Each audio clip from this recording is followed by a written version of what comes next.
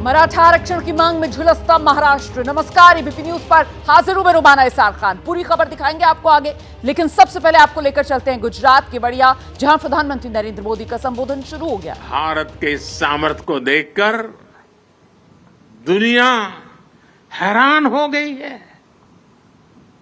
हमें गर्व है कि हम विश्व के सबसे बड़े लोकतंत्र की साख को नई ऊंचाई पर ले जा रहे हैं।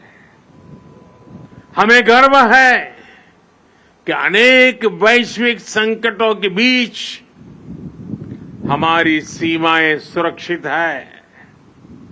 हमें गर्व है कि अगले कुछ वर्षों में हम दुनिया की तीसरी सबसे बड़ी आर्थिक शक्ति बनने जा रहे हैं।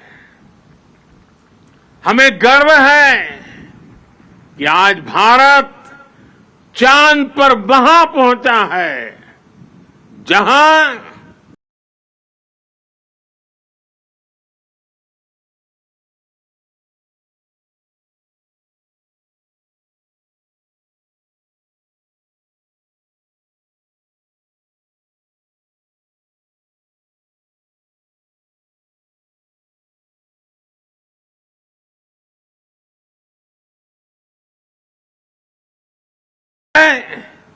कि आज भारत हमारे प्रोफेशनल्स दुनिया की अरबों खरबों डॉलर की कंपनियों को चला रहे हैं, नेतृत्व कर रहे हैं।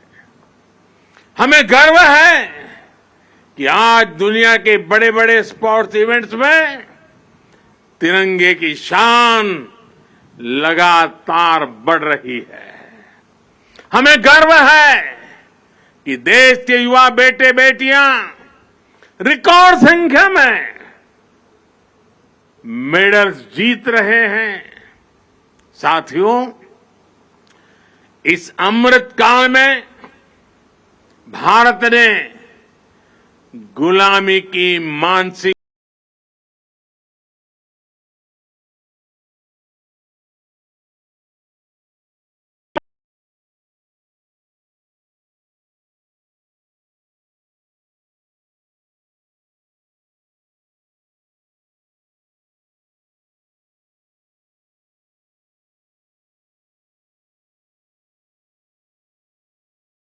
के ध्वज पर लगे गुलामी के निशान को हटा दिया है।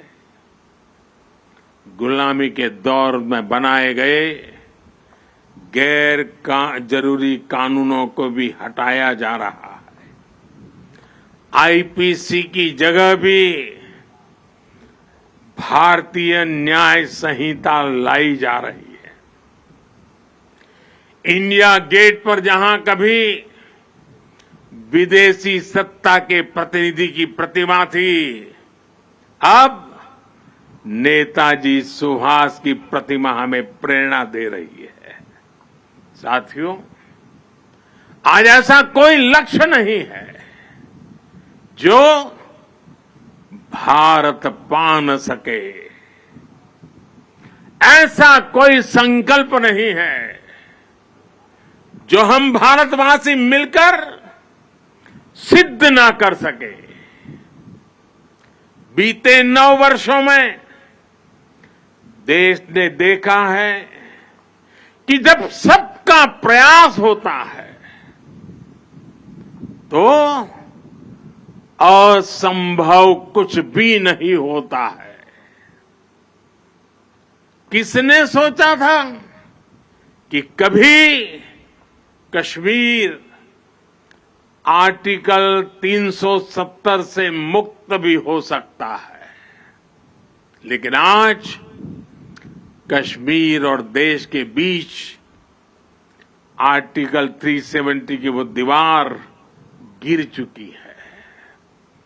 सरदार साहब जहां भी होंगे सबसे ज्यादा प्रसन्नता अनुभव करते होंगे और हम सबको आशीर्वाद देते होंगे।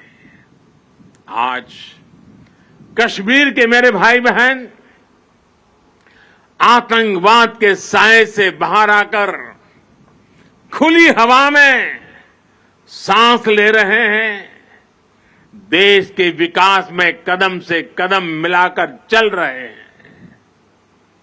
यहां जो मेरे एक तरफ सरदार सरोवर बांध है, वो भी 5-6 दशक से लटका हुआ था।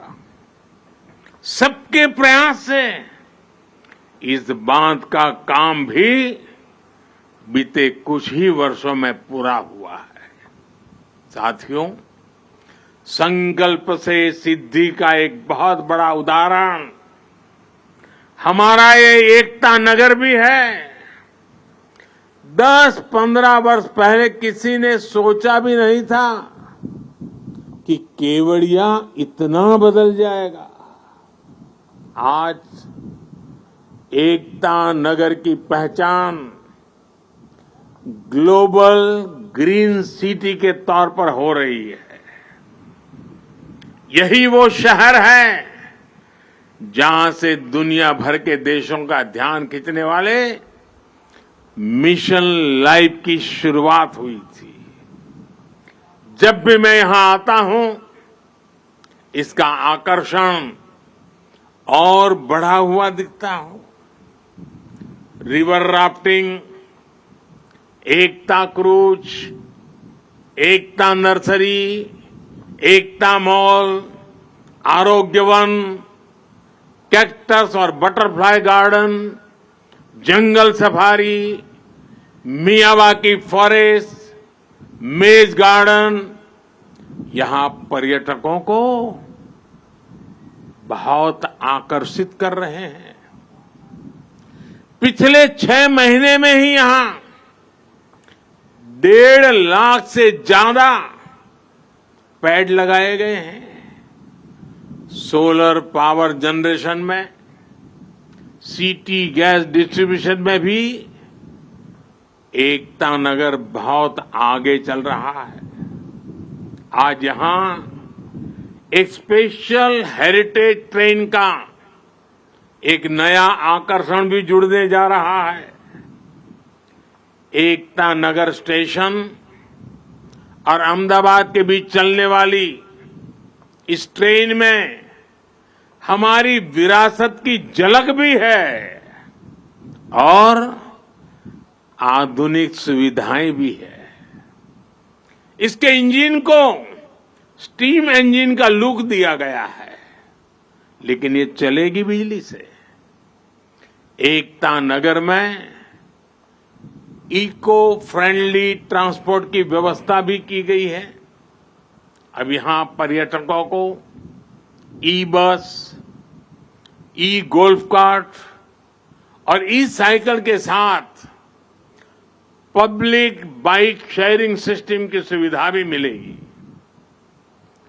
पिछले 5 वर्षों में 1.5 करोड़ से ज्यादा पर्यटक यहां आ चुके हैं और ये संख्या निरंतर बढ़ती जा रही है।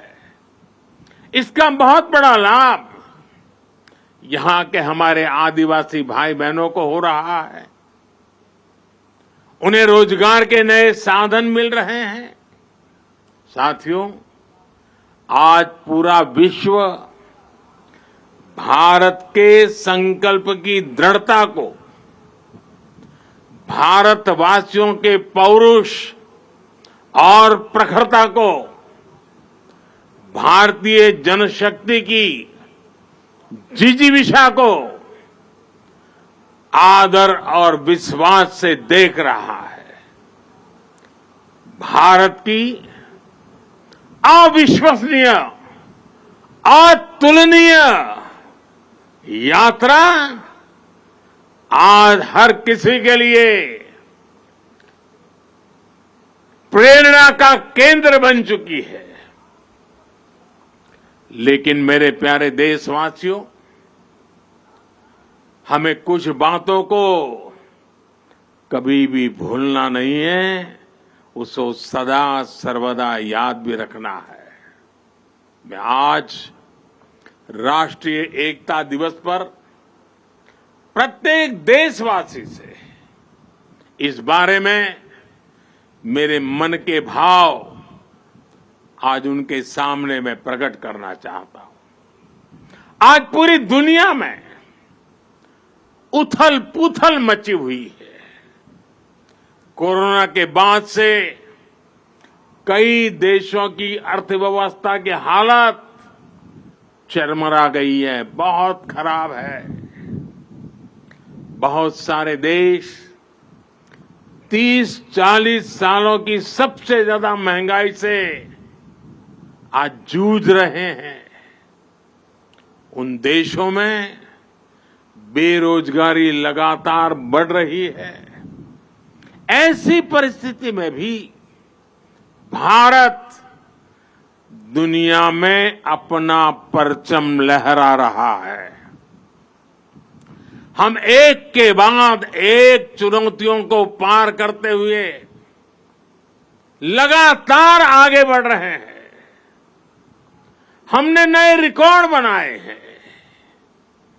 हमने नए पैमाने भी बनाए हैं। पिछले 9 साल में देश जिन नीतियों और निर्णयों के साथ आगे बढ़ा है, उसका प्रभाव भी आज जीवन के हर क्षेत्र में देख रहे हैं। भारत में गरीबी कम हो रही है। 5 वर्ष में 13.5 करोड़ से ज्यादा लोग गरीबी से बाहर आए हैं। हमें विश्वास मिला है कि हम देश से गरीबी को खत्म कर सकते हैं और हमें इसी दिशा में निरंतर आगे बढ़ते ही रहना है। और इसलिए प्रत्येक भारतवासी के लिए ये समय बहुत महत्वपूर्ण है। किसी को भी ऐसा कोई काम नहीं करना है जिससे देश की स्थिरता पर आंच आए। हमारे कदम भटकने से हम लक्ष्य से भी भटक जाएंगे। जिस परिश्रम से 140 करोड़ भारतीय देश को विकास के पथ पर लेकर आए हैं, वो कभी भी व्यर्थ नहीं होना चाहिए। हमें भविष्य को ध्यान में रखना है और अपने संकल्पों पर डटे रहना है। मेरे देशवासियों, देश के पहले गृह मंत्री होने के नाते सरदार पटेल देश की आंतरिक सुरक्षा को लेकर बहुत सख्त रहते थे। लोह पुरुष थे ना। पिछले 9 वर्षों से देश की आंतरिक सुरक्षा को कई मोर्चों से चुनौती मिलती रही है, लेकिन हमारे सुरक्षा बलों की दिन रात की मेहनत भी और उसकी वजह से देश के दुश्मन अपने मंसूबों में पहले की तरह कामयाब नहीं हो पा रहे हैं। लोग अब भी उस दौर को नहीं भूले हैं जब भीड़ भरी जगहों पर जाने से पहले मन शंका से भर जाता था।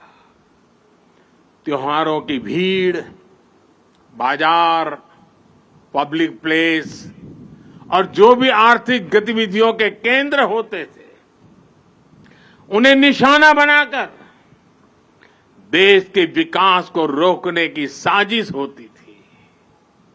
लोगों ने ब्लास्ट के बाद की तबाही देखी है। बम के धमाकों से हुई बर्बादी देखी है। उसके बाद जांच के नाम पर उस समय की सरकारों की सुस्ती भी देखी है। आपको, देश को उस दौर में वापस लौटने नहीं देना है, हमारे सामर्थ्य से उसे रोकते ही रहना है।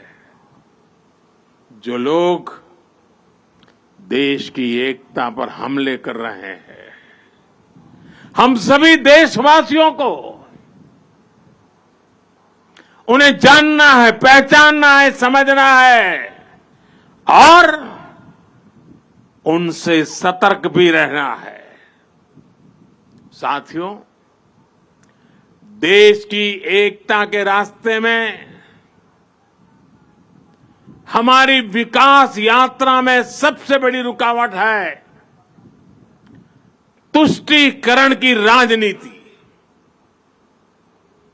भारत के बीते कई दशक साक्षी हैं कि तुष्टीकरण करने वालों को आतंकवाद, उसकी भयानकता, उसकी विकरालता कभी दिखाई नहीं देता। तुष्टीकरण करने वालों को मानवता के दुश्मनों के साथ खड़े होने में संकोच नहीं हो रहा है। वो आतंकी गतिविधियों की जांच में कोताही करते हैं, वो देश विरोधी तत्व पर सख्ती करने से बचते हैं। तुष्टीकरण की सोच इतनी खतरनाक है कि वो आतंकियों को बचाने के लिए अदालत तक पहुंच जाती है। ऐसी सोच से किसी समाज का भला नहीं हो सकता, इससे कभी देश का भी भला नहीं हो सकता। एकता को खतरे में डालने वाली ऐसी सोच से हर पल, हर समय देश के हर कोने में हर देशवासी को सावधान रहना ही है। मेरे प्यारे देशवासियों, अभी देश में चुनाव का भी माहौल बना हुआ है। राज्यों में चुनाव की प्रक्रिया चल ही रही है और अगले साल लोकसभा के भी चुनाव होने वाले हैं। आपने देखा होगा कि देश में एक बहुत बड़ा पॉलिटिकल धड़ा ऐसा है जिसे सकारात्मक राजनीति का कोई तरीका नहीं दिख रहा। दुर्भाग्य से ये पॉलिटिकल धड़ा ऐसे ऐसे हथकंडों को अपना रहा है जो समाज और देश के खिलाफ है। ये धड़ा अपने स्वार्थ के लिए देश की एकता अगर टूटती भी है तो उनके लिए उनका स्वार्थ सर्वोपरि है। इसलिए इन चुनौतियों के बीच आप, मेरे देशवासी, जनता जनार्दन, आपकी भूमिका बहुत महत्वपूर्ण हो गई है।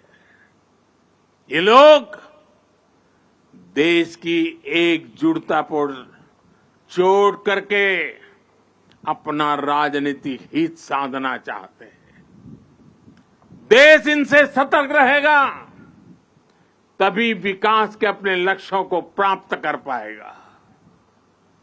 हमें विकसित भारत का लक्ष्य हासिल करने के लिए देश की एकता बनाए रखने का प्रयास एक पल भी छोड़ना नहीं है। एक कदम भी पीछे रहना नहीं है। हमें निरंतर एकता के मंत्रों को जीना है। एकता को साकार करने के लिए हमें अपना निरंतर योगदान देना है। हम जिस भी क्षेत्र में हो, हमें उसमें अपना 100% देना है।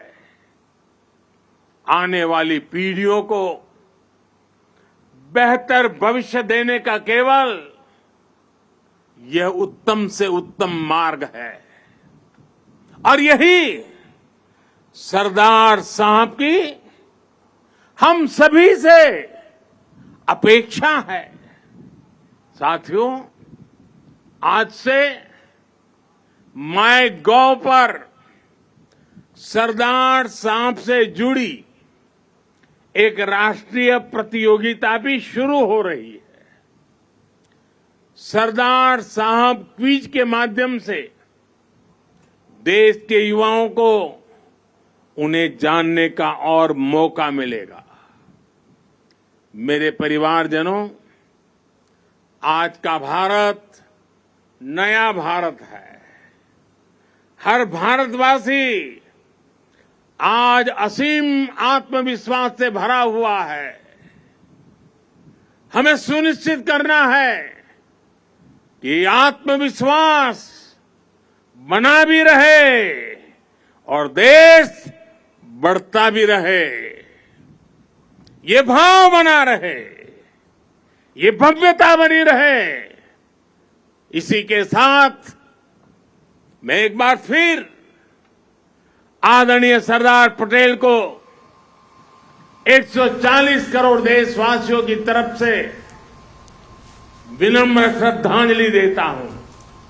हम सब राष्ट्रीय एकता के इस राष्ट्र उत्सव को पूरे उत्साह से मनाएं। जीवन में एकता के मंत्र को जीने की आदत बनाएं।